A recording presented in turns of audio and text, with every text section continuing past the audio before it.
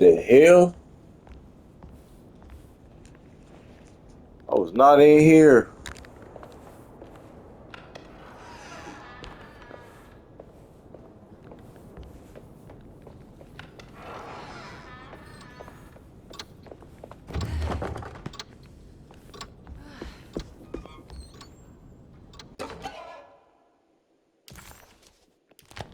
I can't remember where the hell I was at.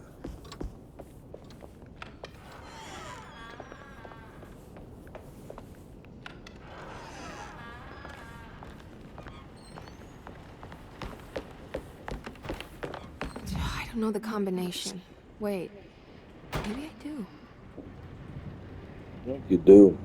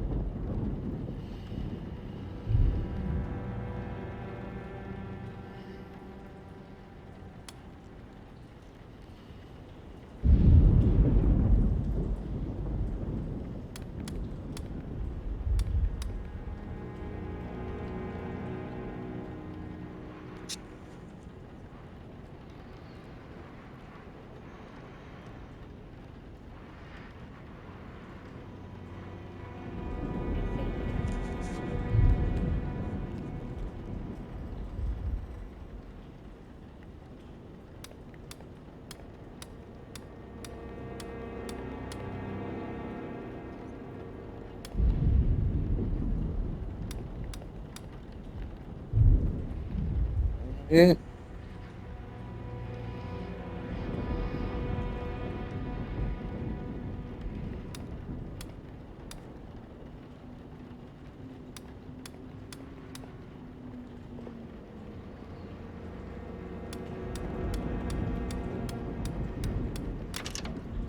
It worked. Got it.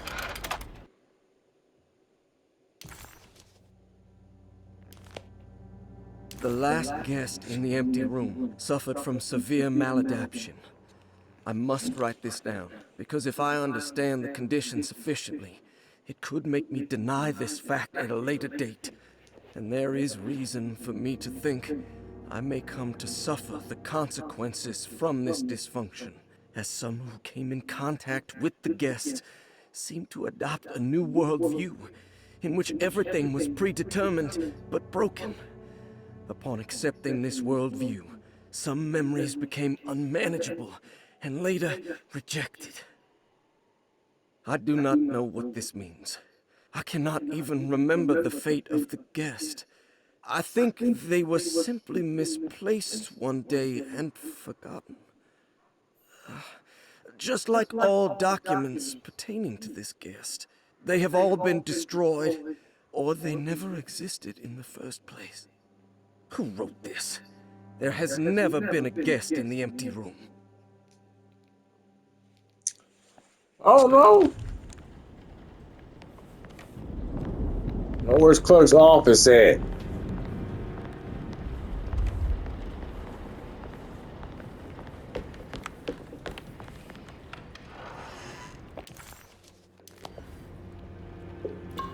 Oh, I didn't mean to do that.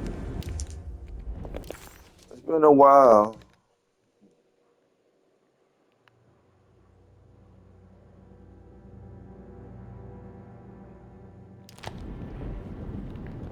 Oh, it's right over here.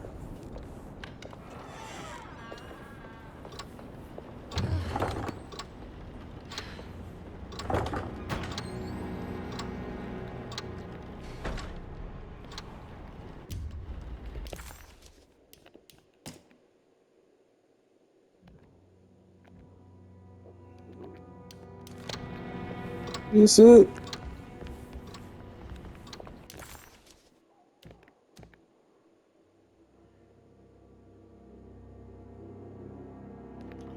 Uh,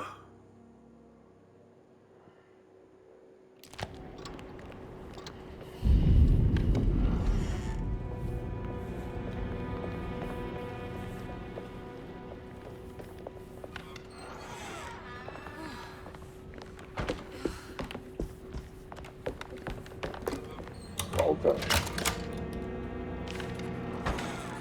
Here we are. Dr. Gray's office. Now let's see if we can find some answers. I have finished tidying up Miss Beauregard's belongings. I will leave it to you to contact her agent and have them collect her things. I found one of Grace's drawings she might want back, along with this key in her room, which I believe you've been looking for. Mrs. Thompson.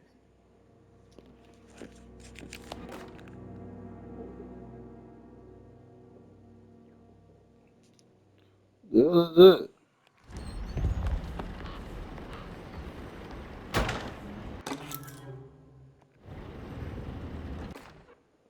Dearest Dr. Manzetti, I find myself in a losing battle with my patient.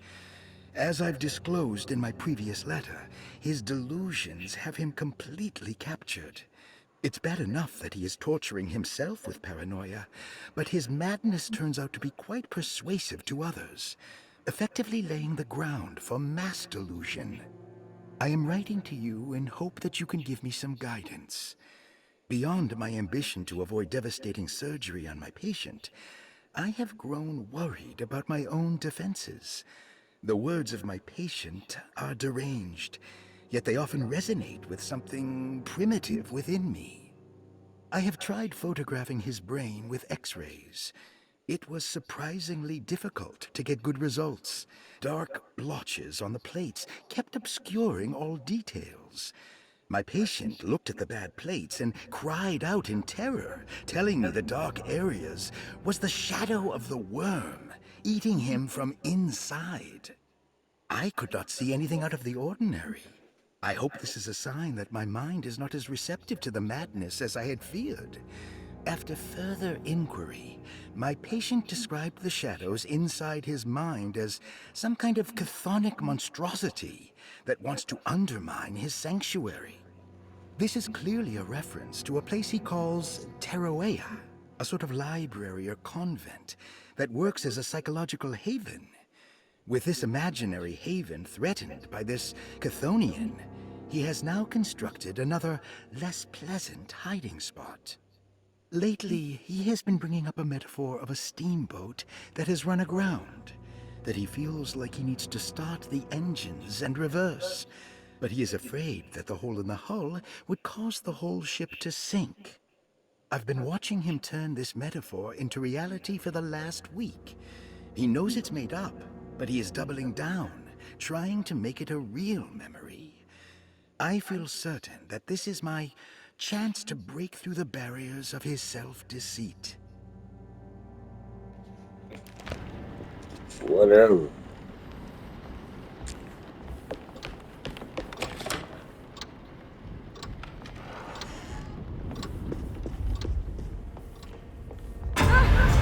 The hell? This can't be.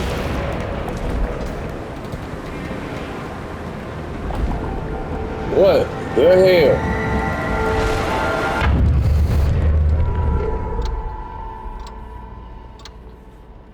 Oh shit.